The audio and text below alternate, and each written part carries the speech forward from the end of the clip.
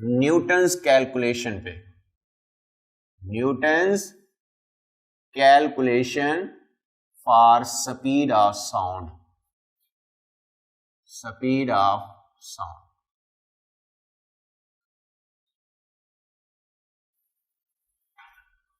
Newton ने mathematically speed of sound की value air के लिए STP पर, स्टैंडर्ड टेम्परेचर प्रेशर पर मालूम करने की कोशिश की, तो उसका जो जवाब आया वो हम यहाँ पे निकालेंगे, देखेंगे क्या खामियां हैं, जवाब क्यों मैच नहीं कर रहा असल वैल्यू के साथ, यहाँ हम देखेंगे। तो न्यूटन की जो यहाँ पे न्यूटन ने फर्ज किया था या न्यूटन ने जो बात बताई थी वो मैं आपको पहले बता दूं। न्यूटन ने कहा था कि जब आवाज हवा के अंदर प्रोपागेट करती है, गुजरती है, तो हवा में कंप्रेशन और रेयरफेक्शन का अमल होता है जो कि न्यूटन के मुताबिक स्लो होता है। और स्लो प्रोसेस जो है ये आप आगे पढ़ेंगे 11वें चैप्टर में, ये आइसोथर्मल प्रोसेस होते हैं। आइसो यानी सेम, थर्म का मतलब हरारत या टेम्परेचर, यानी वो प्रोसेस जिसमें टेम्परेचर क्या रहे, कांस्टेंट रहे। तो न्यूटन के मुताबिक कंप्रेशन और रेयरफेक्शन, कंप्रेशन क्या होता है, जब हम बोलते हैं ना हमारी मुंह से जो आवाज निकलती है, आवाज एनर्जी है, वो हवा में दबाव पैदा करती है, हवा के मॉलिक्यूल करीब करीब हो जाते हैं, इसे कंप्रेशन कहा जाता है। अब ये कंप्रेशन जब आगे ट्रेवल करता है तो पीछे रेयरफेक्शन यानी मॉलिक्यूल दूर दूर हो जाते हैं। तो इस तरह कंप्रेशन रेयरफेक्शन, कंप्रेशन रेयरफेक्शन ये ट्रेवल करते जाते हैं, उससे हमारी आवाज ट्रेवल करती है। तो ये अमल से आवाज की प्रोपगेशन होती है हवा के अंदर।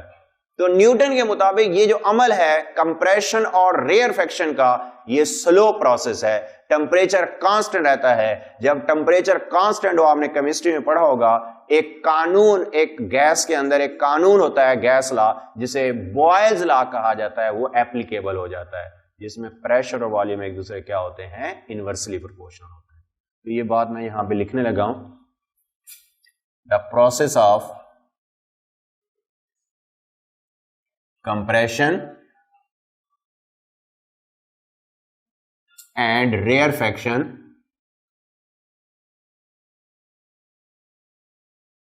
in air due to the propagation of sound wave is a slow, temperature within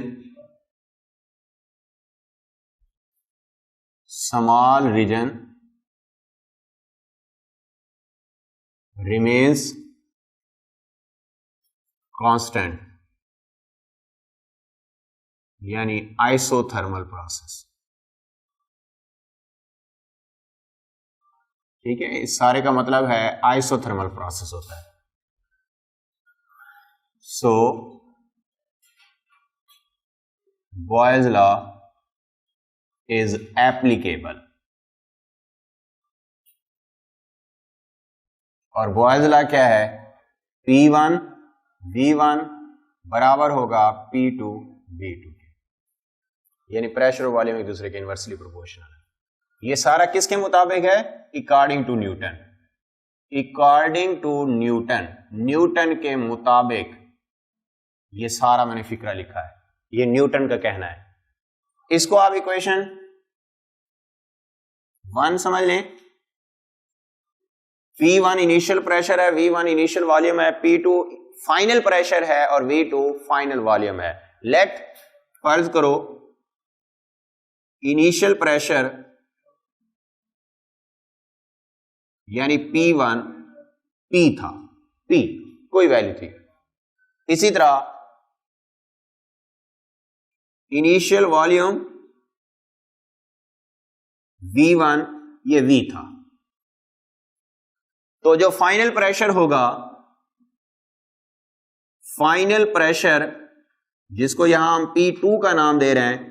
अब प्रेशर, क्योंकि जब हम बोलते हैं शुरू शुरू में हवा में दबाव बढ़ता है यानी कंप्रेशन आती है, तो उससे प्रेशर बढ़ेगा, प्रेशर बढ़ेगा तो फाइनल प्रेशर जो पहले प्रेशर था उसमें इजाफा हो जाएगा।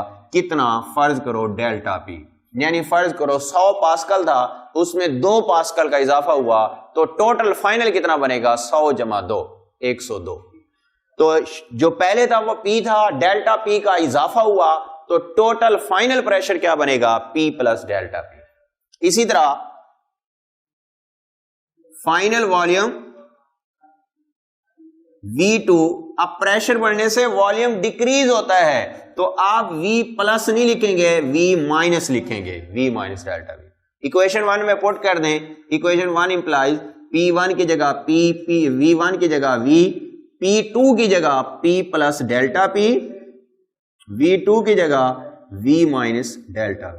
इसको हल करें, यह बन जाएगा PV, P को V से ज़रब दें, PV, P को डेल्टा V से माइनस साइन आएगा, P delta V, delta P को V से ज़रब दें, delta PV, minus delta P को डेल्टा V से ज़रब दें, डेल्टा P डेल्टा V हो जाएगा। अब ये PV इधर आके माइनस PV बन जाएगा, is equal to minus P delta V plus delta PV minus delta P delta V हो गया। ये माइनस का ये प्लस का कट गया, 0। अब आपने लिखना है 0 बराबर है minus P delta V plus delta P V, इसको आप तकरीबन 0 लिख देंगे, since delta P delta V is very very small, very very small, so it is neglected, इसको निगलेक्ट कर देना है।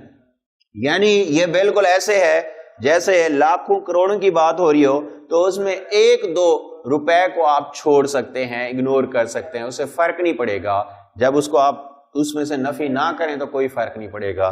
तो ये बहुत कम वैल्यू है, इतनी कम है इनके मुकाबले में, इसलिए इसको आप इग्नोर कर दें, यानी तकरीबन 0 कह दें, इसको आप खत्म कर दें। तो बाकी बचा भाई 0 बराबर है माइनस P डेल्टा V और प्लस डेल्टा PV। ये माइनस वाला इधर ले आए, तो ये बन जाएगा P डेल्टा V बराबर है प्लस डेल्टा PV, यानी डेल्टा PV। अब डेल्टा V को उधर ले जाएं, P बराबर आ जाएगा delta PV over delta V।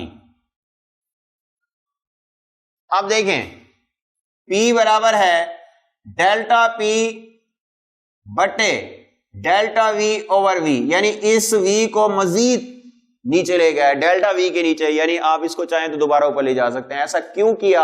ऐसा इसलिए किया क्योंकि डेल्टा P है स्ट्रेस और डेल्टा V ओवर V है, ये है स्ट्रेन। और स्ट्रेस बटे स्ट्रेन मैं पहले बता चुका हूं, ये क्या होता है? इलास्टिसिटी, यानी E के बराबर होता है। तो इसका मतलब P बराबर है किसके? E के। सो इक्वेशन A इंप्लाइज, ये स्पीड ऑफ साउंड का फार्मूला जो था V का, ये हम कैलकुलेट करना चाह रहे थे, इसमें पुट करें तो V बराबर है अंडर रूट E की जगह P ओवर क्या आ जाएगा? रॉ, यानी E की जगह क्या आ गया? इलास्टिसिटी की जगह P आ गया, P over raw.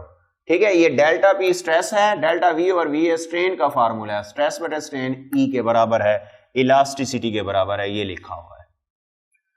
Eight STP standard temperature pressure पर, ये जो प्रेशर है एटमॉस्फेयर प्रेशर 1.01 10⁵ पास्कल और डेंसिटी हवा की 1.29 किलोग्राम पर मीटर क्यूब है। जब आप पुट करेंगे तो स्पीड ऑफ साउंड का रिलेशन आ जाएगा 1.01 10⁵ डिवाइडेड बाय 1.29, इसको हल करेंगे 280 मीटर पर सेकेंड आएगा। न्यूटन की कैलकुलेशन के मुताबिक आवाज की स्पीड का जवाब आ रहा है 280 मीटर पर सेकेंड, जबकि एक्सपेरिमेंटल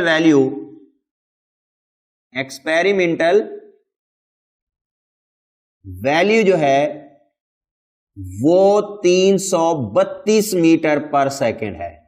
तो डिफरेंस कितना निकला फिर, फर्क जो आ रहा है वो आ रहा है 332 नफी 280, तो ये आता है तकरीबन 52 मीटर पर सेकंड का।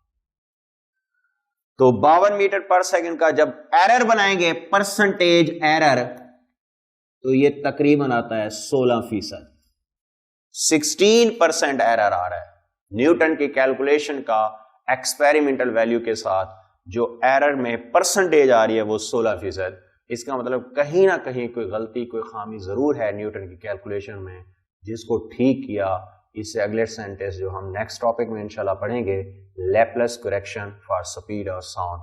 तो आज के लिए इतना ही। ये था न्यूटन के कैलकुलेशन के हिसाब से आवाज की स्पीड किस तरह आपने मालूम की।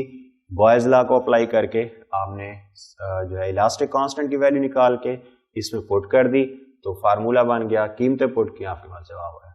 आज के लिए इतना ही। Thank you. अल्लाह।